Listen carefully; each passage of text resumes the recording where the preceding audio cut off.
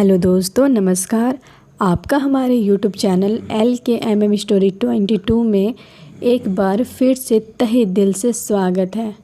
तो आपका ज़्यादा समय ना लेते हुए आइए कहानी का जल्दी से शुरुआत करते हैं। जब मैं पहली बार शादी के बाद अपने पति के साथ उनके देवी माँ के मंदिर पर गई तो वहीं हार्ट अटैक की वजह से मेरे पति की मौत हो गई। तन्हाई के डर से 16 साल के देवर से शादी कर ली। देवर रात होते ही मेरे जिस्म के निचले हिस्से को मेरा 16 साल का देवर बार बार मुझसे अपने प्यार का इजहार कर चुका था। मैं उसकी बात को थोड़ा सा भी सीरियस ना लेती। बच्चा ही तो है, क्या कर लेगा। मेरा पति जो किसी ज़माने में मेरा देवर था, वो रोज़ की तरह आज भी मेरे कमरे में आकर मेरे जिस्म के निचले हिस्सों को इस तरह से देख रहा था कि मैं शर्म से पानी पानी हो गई। और उसके बाद उसने अपना मनपसंद काम किया।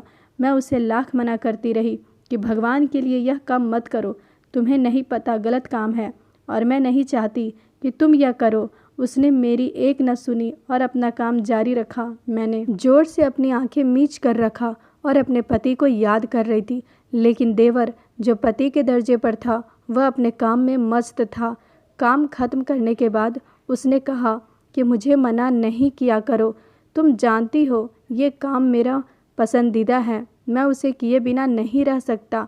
उम्मीद करता हूँ कि तुम मेरे भाई को भूल चुकी होगी और मेरा अब इस काम में साथ दिया करोगी। उसकी ऐसी बातें सुनकर मेरा पूरा जिस्म पसीने से भीग जाता था। मैं खुद पर बहुत कंट्रोल रखी थी, मगर जब सब्र खत्म होता तो फुट फुट कर रो पड़ती थी। मुझे वो दिन याद आ रहा था जब बेंगलोर में पवन के साथ पहली ही रात गुजारी तो वह गैर मर्दों जैसा काम करना शुरू कर दिया था। मुझे लगता था कि जैसे ये कुछ फिल्मों में देखता है बिल्कुल वैसे ही मेरे साथ करता है, मगर ज़िंदगी उससे बदतर होती है। दिन ब दिन मैं एक अजीब सी दलदल में फंसती जा रही थी जिसने कुछ ऐसा मोड़ लिया था कि मैं सोच भी नहीं सकती थी। ये गुनाह होते हुए अब देखा नहीं जा रहा था, मगर मैं जब भी अपने पति को मना करती थी वो मुझे डांट देता था। मेरी शादी को तकरीबन 10 साल हो चुके थे। शादी के बाद ही मेरी सास ने अपनी आखिरी बच्चे यानी देवर को जन्म दिया था। पहले औरतें उम्र के आखिरी हिस्से तक बच्चे को पैदा करती थी। मेरी सास ने भी अपना 7वां बच्चा बुढ़ापे में जन्म दिया था, मगर भगवान की करनी ऐसी हुई कि देवर के जन्म के बाद सास बीमार पड़ने लगी। उस वक्त वह बच्चा 6 साल का होगा। वह उसकी देखभाल नहीं कर सकती थी। सारा दिन देवर रोता रहता तो कभी भूख से बिलखते रहता।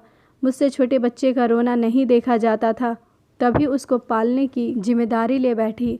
मेरी सास मुझसे बहुत खुश हुई कि वो तो मेरी तारीफ़ करते हुए नहीं थकती थी कि मैंने उसके बेटे को दूसरी ज़िंदगी दी है, क्योंकि मैं उसका ख्याल रख रही थी, उसे हर बुरी हवा से बचाए रखती थी। मेरा पति मजदूरी करता था, सारा दिन खेतों में काम करता था और शाम होते ही लौट आता था। मुझे शुरू से तीर्थ करने का बहुत शौक़ था।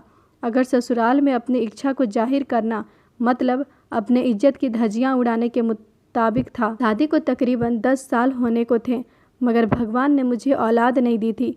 मेरे देवर का नाम पवन था। मैंने उसे हमेशा अपने बच्चे की तरह पाला था, मगर मैं इस बात से अनजान थी कि इसी बच्चे से मेरी शादी हो जाएगी। लेकिन जैसा हम नहीं सोचते, ज़िंदगी हमारे साथ वही खेल खेलती है। आज तक जिसे बच्चा समझती रही वही बच्चा शादी के इतने सालों बाद मेरी सुहाग सेज पर मेरा पति बना बैठा था और मुझसे अपने पति होने का हक मांग रहा था। पवन उस वक्त 15 साल का था जब उसने कहा कि आपकी सबसे बड़ी ख्वाहिश क्या है। पहले तो मैं कहती रही अगर उसने किसी को बता दिया तो क़यामत आ जाएगी, मगर पवन ने कहा कि यह बात वह सिर्फ खुद तक रखेगा और किसी को भी नहीं बताएगा। मैंने उसे बता दिया कि मेरी बचपन से इच्छा है कि मैं तीर्थ पर जाऊं। उसने कहा फिक्र नहीं करें, आपकी ये इच्छा जल्द ही पूरी होगी। पवन मुझे प्यार से भाभी माँ कहा करता था।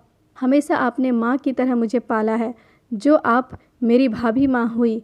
अब मैं उसे क्या याद दिलवाती कि जिसको तुम भाभी माँ कह रहे हो, आज उसी के साथ यह सब करना तुम्हें शोभा नहीं देता। पवन ने मेरी सास से बात की। वह शुरू से ही जिद्दी किस्म का था, जो बात कहता था उसे मनवाने के लिए कुछ भी करता था। मेरी सास उन दिनों बिस्तर पर थी, मगर पवन ने उसे मना लिया था और मेरी ख्वाहिश पूरी करने की ठान ली थी। इन दिनों नवरात्रि आने वाली थी। ससुराल वाले तो शुरू से ही अमीर थे, तभी उन्हें किसी चीज़ की कोई कमी नहीं हुई थी। पति ने तीर्थ के लिए कागज़ बनवा लिए और फिर हम दोनों मियाँ बीवी यात्रा की तैयारी करने लगे। उन दिनों गर्मी बहुत थी, उसके बावजूद आने वाली वक्त का सोच कर मैं खुश हो जाती थी, जबकि आंखें ठंडी होने लगती थी। पवन मेरे जाने का सुनकर वहाँ खुश था, वहीं बहुत उदास हो गया और कहने लगा, दीदी आपके बगैर ये घर वीरान हो जाएगा। मुझे तो आपको देखे बिना सुकून ही नहीं मिलता है। मैंने उसे काफ़ी समझाया कि फ़िक्र ना करो, कुछ दिनों की बात है, मैं वापस आ जाऊंगी। मैंने उसे काफ़ी दिलासा दिया, लेकिन मैं जानती थी कि वो मेरे जाने पर बहुत ही ज़्यादा दुखी होगा। जिस वक्त के लिए मैंने इतने बरसों इंतज़ार किया था वो घड़ी आ चुकी थी और मैं कश्मीर की ज़मीन पर कदम रख चुकी थी। हम दोनों मियाँ बीवी तीर्थ करने आए थे। मैं रोज़ पवन से फ़ोन पर बातें करती थी। अक्सर मेरे पति कमल को बहुत गुस्सा आता था कि मैं उनका भी वक्त पवन को ही दे देती हूँ। कश्मीर में हर तरफ पंडित ही पंडित थे, यहाँ कोई किसी से कम या ज़्यादा नहीं था। सबकी सिर्फ एक ही मंजिल थी और वो थी माँ के दर्शन। सबकी जुबान पर एक ही बात थी, हर कोई माता के जयकारे लगा रहा था। ऐसा महसूस हो रहा था जैसे हमारी दुनिया ही बदल गई है। इस मौके पर सबको बस एक ही लालच था कि वह एक दूसरे से जल्दी माता के दर्शन कर सके, जी भरकर माता को देख सके। मैं अपने पति के साथ थी, मेरे पति मेरा बहुत ख्याल रख रहे थे। यहाँ हर तरफ भीड़ के कारण अचानक मेरे पति का हाथ मुझसे छूट गया और हम एक दूसरे से अलग हो गए। गर्मी भी बहुत थी। मैंने अपने पति को ढूंढने की बहुत कोशिश की, लेकिन वो मुझे कहीं पर ना मिला।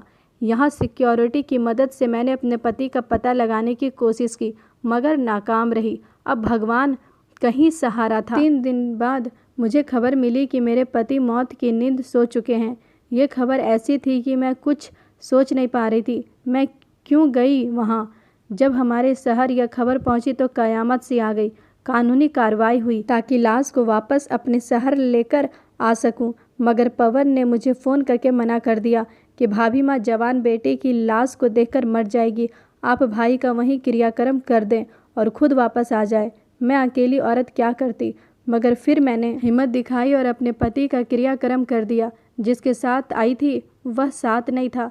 इंसान हर सफ़र ज़िंदगी के अपनों के साथ शुरू करता है, मगर इस सफ़र की वापसी पर यह मुमकिन नहीं होता है कि वो इंसान हमारे साथ होगा या फिर हम अकेले होंगे। मैंने इस बात को सोचा तक नहीं था। मैं शहर वापस आ चुकी थी।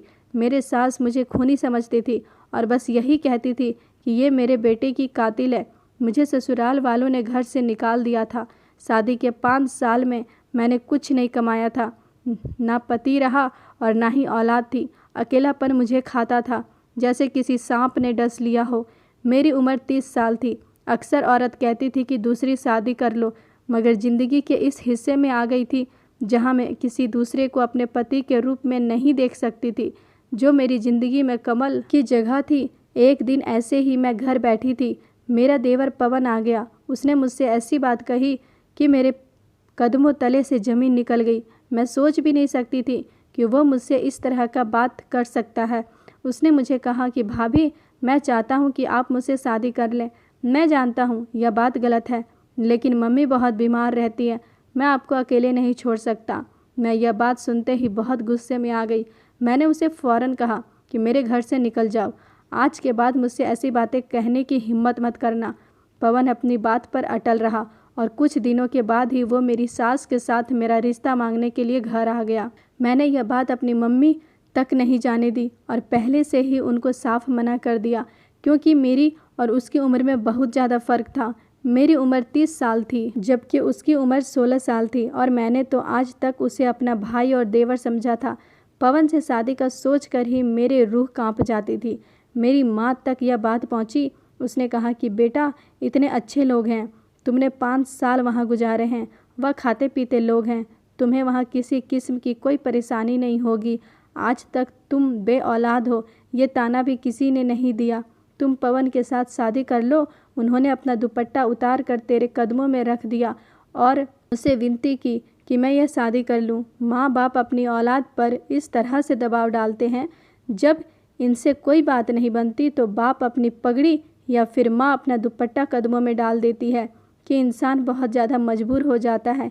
इससे उसे कुछ भी समझ नहीं आता, क्या करे किस तरह से अपनी बात मनवाएं। मुझे वो दिन याद आ गया जब पवन ने मुझसे अपनी मोहब्बत का इजहार किया था, लेकिन मैं इस बात से अनजान थी कि किस्मत मेरे साथ इस तरह का मजाक भी कर सकती है।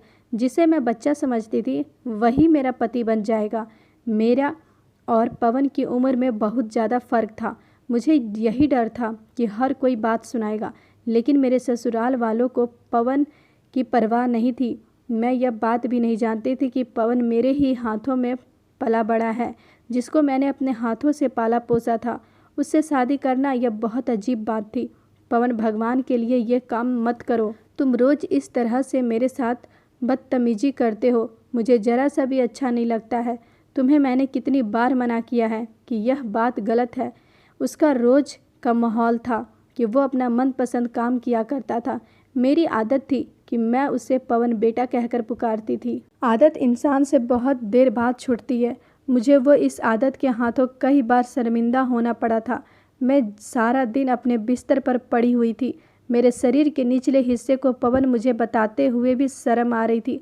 काश कि हम लोग अपने बच्चों की परवरिश अच्छे तरीके से कर सकें और उनको सही गलत की पहचान दे सके। मुझे अक्सर लगता था कि पवन के परवरिश में मुझसे कोई कमी रह गई है, लेकिन नहीं। मैं यह क्या सोच रही हूँ, अब तो वह मेरा पति है। शादी फौरन बाद ही मैंने फिर से इजाज़त ले ली थी। मैं कमल की बरसी पर तीर्थ के लिए जाऊँ, उसने मुझे खुशी से इजाज़त दे दी थी। काश कुछ ऐसा हो जाता जिससे मैं कमल को भुला सकती हूँ। मुझे भुलाए नहीं भूलता था। एक खास नौकरानी पवन ने मेरी देखभाल के लिए रखी थी। उसका अक्सर बाहर लड़के मजाक उड़ाते थे।